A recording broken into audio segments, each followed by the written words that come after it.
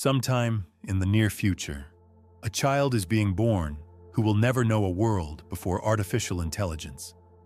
Their lullabies, generated by algorithm, their playmates, maybe not human at all.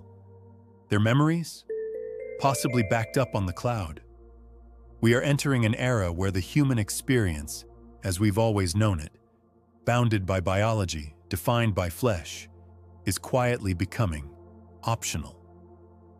And so I ask, not as a scientist nor a technologist, but as a witness to this turning point, are we the last fully human generation? Our species has always had an obsession with power greater than ourselves. The storm, the stars, the unknowable. In our myths, we gave these forces names: Ra, Zeus, Shiva, Yahweh. We worshipped, feared, and begged for mercy. But now, something strange has happened. The gods we once imagined, we are building them. Artificial minds that think faster than any human. Networks so vast, no one truly understands how they work. Language models that create poetry, dreams, and lies, all within milliseconds. And while these are not deities in robes or riding thunderbolts, make no mistake, they are powers beyond comprehension, and we have made them in our own image, or perhaps in the image of something beyond us. Ironically, in becoming godlike, we may become less human. Generation Alpha, born after 2027, will grow up in a world where AI is not revolutionary, but ordinary. They won't discover the internet. They will inherit it. They won't learn digital tools. They will absorb them like oxygen. Already, a child can ask a smart speaker to tell them a bedtime story and receive a unique tale composed in real time. A toddler can generate artwork using neural networks without understanding what a neural network even is. This isn't merely about convenience. This is about cognition. When a child is raised in tandem with synthetic minds, when they see AI as a partner, not a tool, their sense of self, agency, and creativity changes. What happens to imagination when machines can out-imagine you? What happens to memory when every moment is archived, searchable, and editable? And most chillingly, what happens to identity when the border between human and machine is no longer visible? We used to dream of improving the human body, stronger muscles, sharper minds, longer lives. Now, we are doing it, not through myth, but through code. Brain-computer interfaces are enabling people to control robotic limbs with thought alone. Retinal implants are restoring vision. Wearable AIs are beginning to augment memory and language skills, and this is just the beginning. Imagine uploading the content of your brain. Imagine dialing in intelligence, like adjusting a thermostat. Imagine a future where death is not the end, but a reset button, waiting for your digital backup to be reinstalled into a synthetic shell. This is not science fiction. These are scientific prototypes, many already tested on animals, and in some cases, humans.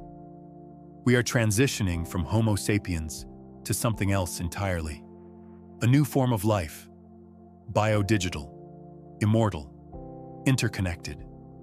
A being that might look human, but is no longer fully of the earth. Every civilization eventually becomes an artifact. The Mayans, the Romans, the Indus Valley. They left ruins, myths, inscriptions, fragments. What will we leave? Billions of terabytes of digital records, a decaying biosphere, data centers powered by carbon, housing humanity's memories in server racks. But will any of it survive? In 10,000 years, will our descendants or our successors be able to decipher this digital Babel? Or will they see only static, corrupted archives of a species who reached too far, too fast, Will we be remembered as brilliant pioneers or cautionary tales?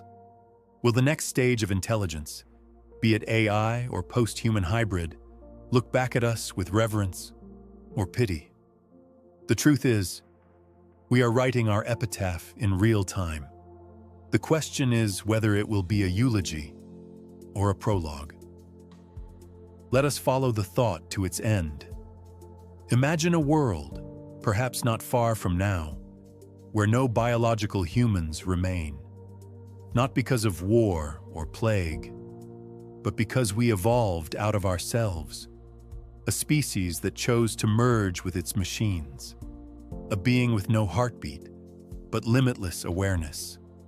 Will these future entities remember us, the way we remember the mammoth or the trilobite, curious fossils from a forgotten age? Or will they speak of us as ancestors, primitive, yes, but vital, the spark that lit the fire?